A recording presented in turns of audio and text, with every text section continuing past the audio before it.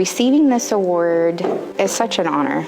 I mean, to have students and families and administrators realize that the hours and the dedication that you put in for the kids, the families, the school, and that you want what's best for the school is very humbling. We don't do it for praise. We do it just because we care. And so for somebody to say, hey, this person kind of goes above and beyond is just, there really aren't words to express it. I mean, it's exciting, but it's I have amazing coworkers. They all deserve it. So everybody here is just amazing in this district.